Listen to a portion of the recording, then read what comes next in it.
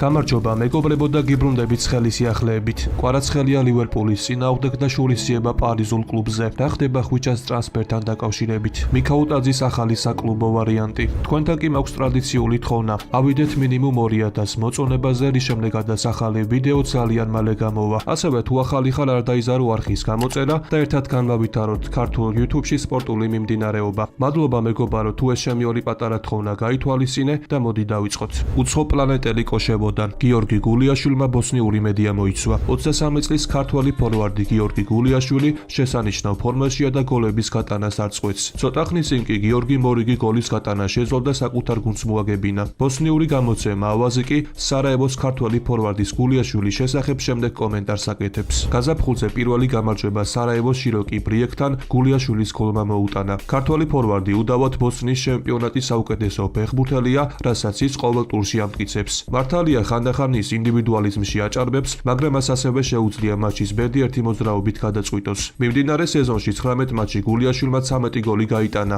და ტურნირის საუკეთესო ბომბარდირია. გარდა ამისა, გიორგის 4 ასისტი დაუგროვდა. ჩვენ ვხედავთ ფეხბურთელს, როგორც ადრე არასოდეს გვინახავს. ეს კი გულშემატკივრებს ძალიან მოსწონთ. წარმოუდგენელია, რამდენი რამის გაკეთება შეუძლია ერთ ფეხბურთელს. გულიაშვილი დაუღალავად დარბის, თამაშობს თამაშგარის ზღვარზე, აწამებს მეტოქის მსვლელებს დრიბლინგით და გამორჩეული გოლები გააქვს. გულიაშვილთან ერთად და მის გარეშე სარაევო ორი სრულიად განსხვავებული გუნდია. ბოსნიის ჩემპიონატში გულიაშვილი უცხო პლანეტელივით გამოიყურება და ტოპ 5 ლიგიდან რომელიმეში მრავალმილიონიან ტრანსფერს უმიზნებს. ადგილობრივ ფეხბურთელებს კი ქართველისგან ბევრი რამ აქვს სასწავლი. წერია გამოცემაში. მიქაუტაძე და ლიონი, ქართველი ფორვარდის ახალი ვარიანტი. გიორგი მიქაუტაძეს ლიონში საკმაოდ შედეგიანი სეზონი აქვს, მაგრამ ბოლომდე კმაყოფილი მაინც ვერანაირად ვერ იქნება, რადგან ძირითად შემადგენლობაში რეგულარულად ასპარეზობის საშუალება არ ეძლევა. თითქოს სიტუაცია პიერსაჟის ნაცვლად პაულო ფონსეკას დანიშვნის შემდეგ უნდა შესვლილიყო, მაგრამ ყველაზე მნიშვნელოვან პარი სენ-ჟერმენთან შეხვედრაში პორტუგალიელმა სპეციალისტმა 24 წლის ქართველი ფორვარდი თადარიგში დატოვა. ყოველივე ამის ფონსეკის საყურადღებოა ცნობილი თურქი ჟურნალისტის ალი ბოზგურტის მიერ გავრცელებული ინფორმაცია, რომლის მიხედვითაც მიქაუტაძის დამატება ზაფხულში ბეშიქტაში შეეცდება. უკანასკნელ პერიოდში სტამბოლურ გუნდში როგორც ხელმძღვანელობა, ასევე სამწვრთნელო შტაბი რამდენჯერმე შეიცვალა, რამაც შედეგებზე პირდაპირ პროპორციული ზეგავლენა მოახდინა და თანაქალაქელ გალათასარაის 23 ქულით ჩამორჩება, რაც იმას ნიშნავს, რომ მათთვის საჩემპიონო ბრძოლა დასრულებულია. ამჟამად კი ბეშიქტაშ ნორვეგიელი სპეციალისტი სულ შეიავარჯიშებს და მომდევნო სეზონში ახალი გუნდის აწყობას ის ახალ კადრებთან ერთად გეგმავს, რომელთა შორის მიქაუტაძეც მოიაზრება. სატრანსფერო თანხის შესახებ კი ჯერჯერობით კონკრეტული ინფორმაცია არ გავრცელებულა. ამ რეალობიდან გამომდინარე კი მიქაუტაძეს ზაფხულში მრავალი ვარიანტი ექნება და იმ შემთხვევაში თუ ლიონი მას სტაბილურ სათამაშო დროს არ შეპირდება, დიდია შანსი, რომ ქართველმა ფორვარდმა კლუბი შეიცვალოს.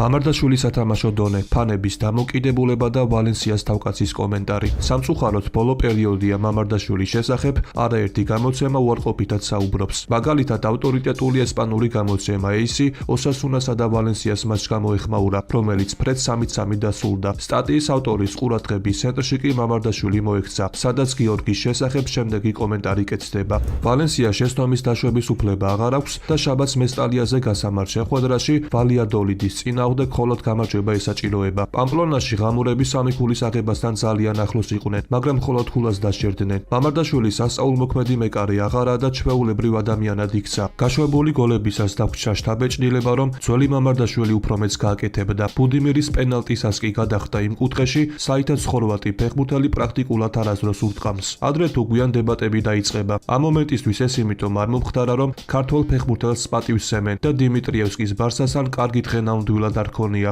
მაგრამ თუ მამარდაშვილმა ასე გააგრძელა, დებატები გარდაუვალია, წერს ესპანური გამოცემა. გიორგის თავს მიმდინარე მოვლენებს კი ვალენსიას ქომაგების შემდეგი კომენტარებით ეხმაურებია. მადლობა მამარდაშვილს, თუმცა დროა რომ გუნდში ახალი წევრები ვიხილოთ. მალე გაუშვით მამარდა, უკვე ახალი მეკარე გვჭირდება. უმჯობესი იქნება გიორგი უკვე სკამზე გადასვან, რათა გუნდმა მის გარეშეც ისწავლოს თამაში. ქართველმა ბოლო პერიოდში ცოტა აურია, სჯობს სხვა მეკარით ჩანაცვლდეს იგი, წერენ ესპანელი ქომაგები. აღსანიშნავია ისიც, რომ ვალენსია ოსასუნას შეხვედრის შემდეგ ვალენსიას მწვრთნელმა კარლო კორბენარმა პრესკონფერენცია გამართა და ჟურნალისტების შეკითხვებს უპასუხა. ერთ-ერთი შეკითხვა კი მამარდა სათამაშო დონეს შეეხებოდა. ესპანელმა სპეციალისტმა კი ამ თემაზე საჯაროდ საუბარს თავი აარიდა და შემდეგი კომენტარი გააკეთა. ფეხბურთელთა ინდივიდუალურ ფორმას საჯაროდ არ ვაფასებ. ამას პირადად ვაკეთებ. როცა მოთამაშე საჭირო დონეზე დაბლა იმყოფება, ამის კომპენსირება ბევრი მუშაობით ხდება. მიღება, განაცხადა ღამურების თავკაცმა. უცნაური ფაქტია თუ რატომ ალაპარაკდა გიორგის შესახებ ერთბაშად ამდენი გამოცემა, მაგრამ ფაქტი ერთია, რომ გიორგის ახლა ჩვენი მხარდაჭერა და გამხნევება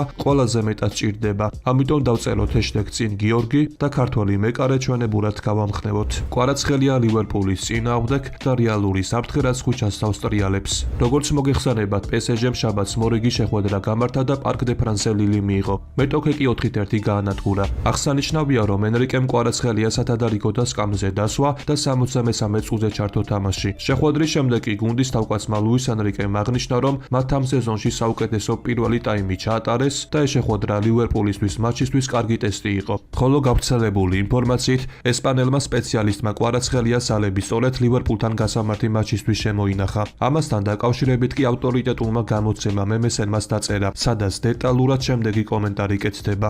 კვარაცხელია მატჩის ყურება სათადარიგოთა სკამიდან დაიწყო, თუმცა ეს საგანგაშო არ არის. ენრიკემ ქართველი ფეხბურთელი ლივერპულისთვის დაასვენა. პარი სენ-ჟერმენს კი მიმდინარე სეზონში ჩემპიონთა ლიგაზე ყველაზე მნიშვნელოვანი მატჩი ელის, წერია გამოცემაში. თუმცა მეორეს მხრივ ავტორიტეტული ფრანგული გამოცემა ეკიპის საპირისპიროს ამტკიცებს. გამოცემა პარიზელთა სავარაუდო შემადგენლობას პროგნოზირებს და აღნიშნავს, რომ ბოლო კვირებში ნაჩვენები შედეგის საფუძველზე PSG-ს 19 წლის შემტევს დეზირე დუეს ძირითად შემადგენლობაში გამოსვლის კარგი შანსები აქვს. ეს გამოცემა კი ჩვენ შემდეგ ინფორმაციას გვაწვდის. ლივერპულთან დუეს ნახევარდაცვაში გამოსვლის შანსები მინიმალურია. ტრაუმის შემდეგ დაბრუნებულ ზაირ ემერის ძირითადში ჯერჯერობით არ უთამაშია. ამიტომ ახლაც მას სათადარიგოთა სკამზე უნდა ველოდოთ. ამიტომ დუეს შეტევით ტრიოში გამოსვლას მოყვება კვარაცხელიას თადარიგში დარჩენა. ქართველი ნელ-ნელა ფორმაში შედის, მაგრამ ჯერჯერობით უბურთოთ ისეთივე ინტენსივობის უზრუნველყოფა არ შეუძლია. წერს ფრანგული გამოცემა. ამიტომ ნახოთ თუ რა გადაწყვეტილებას მიიღებს ლუის ენრიკე. იმედი დავუტოვოთ, რომ კვარა ლივერპულში ძირითადიდან დაიწყებს და შემოგთავაზებს იმ შოუს, რაც უწინაპოლის რიგებში გააკეთა. როგორც პარიზული კლუბი, ასევე ქართველი ფეხბურთელი ამ შეხვედრისთვის განსაკუთრებულად ემზადება. ამიტომ ჩვენ პარკ დე ფრანსზე მორიგ შოუს უნდა ველოდოთ. მე კი შეგახსენებთ, რომ ეს შეხვედრა ხვალ 5 მარტს ღამის 12 საათზე დაიწყება. ამიტომ ტრადიციულად დააფიქსირეთ თქვენი აზრი, თუ რა ანგარიშით მორჩება ეს შეხვედრა. ხოლო ვინც ორმოცემულობას გამოიცნობს, ის შემდეგ ვიდეოში მოხვდება. ახლა კი გადავიდეთ ერთ-ერთ ცხელ თემაზე, რაც ხვიჩას თავს ბოლო ერთი კვირა ატრიალებს. როგორც წინა ვიდეოში ვისაუბრეთ, ლიონის პრეზიდენტმა ხვიჩას ტრანსფერი გაასაჩივრა და კლუბში მიაჩნიათ, რომ PSG-მ ხვიჩას ტრანსფერი წესების დარღვევით განახორციელა. ახლა კი ისმის კითხვა, თუ რა მოხდება იმ შემთხვევაში, თუ ლიონის საჩივარს დააკმაყოფილებენ. როგორც იწერება, თუ კი ტექსტურის არჩელი დაკმაყოფილდება, PSG-ს შესაძლოა როგორც იურიდიული, ისე სპორტული სანქციები დაეკისროს. მაგალითად, ენრიკეს გუნდს წაგება ჩაეთვლება არა მხოლოდ ლიონის ემოთხსენებულ მატჩში, არამედ იმ შეხვედრებშიც, რომლებშიც მისი მაისურით კვარაცხელია მითამაშა. მაგრამ საქმე მხოლოდ კლუბისთვის ფინანსური ჯარიმის ან ქულების ჩამოკლების საშიშროებას არ შეეხება. ამ რეალობიდან გამომდინარე, PSG კვარაცხელიას მოედანზე ვეღარ გაიყვანს იქამდე, სანამ ეს დავა არ მოგვარდება. ეს კი იმას ნიშნავს, რომ ქართველ სათამაშო პრაქტიკა აღარ ექნება. ამ შემთხვევაში კი გამოსავალი რა თქმა უნდა სხვა კლუბში ტრანსფერია. მე კი დავძენ იმასაც, რომ ლიონისა და PSG-ს ბოსებს დიდი ხანი არას საზაბული ურთიერთობა აქვთ.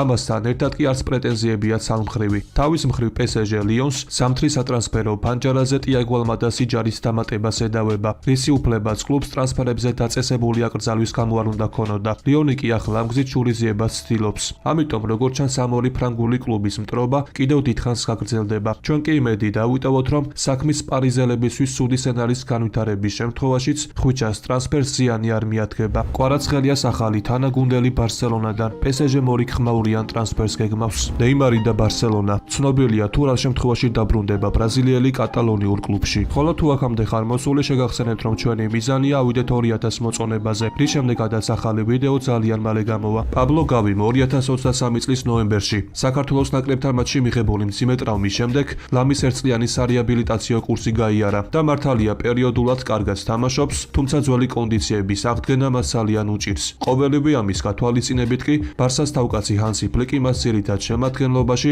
რეგულარულად არ ათამაშებს და ამ სიტუაციით სარგებლობას პარი სენ-ჟერმენი აპირებს. გავრცელებული ინფორმაციით უახლოეს მომავალში პარიზული კლუბის წარმომადგენლები კატალონიის დედაქალაქში ჩასვლას და 20 წლის ნახევარმცველის ტრანსფერის თაობაზე მოლაპარაკებების დაწყებას აპირებენ. მართალია გავი ბარსას ხელშეუხებელ ფეხბურთელებში შედის, თუმცა დანი ოლმოს ბოლოდროინდელი პროგრესის ფონზე შესაძლოა ლაპორტასთვის PSG-ს მიერ შეთავაზებული 100 მილიონი ევრო მიმზიდველი აღმოჩნდეს. საქმეს კი აიოლებს ის ფაქტიც, რომ ესპანეთის ნაკრებში პაბლოს დებიუტი ლუის ენრიკეს მწვრთნელობის დროს შედგა და PSG-ს ესპანელ დამრიგებელს ის განსაკუთრებით აფასებს. სწორედ ამის ფონზე კი არ არის გამორიცხული, რომ სულ მალე გავი კვარაცხელიას თანაგუნდელი გახდეს.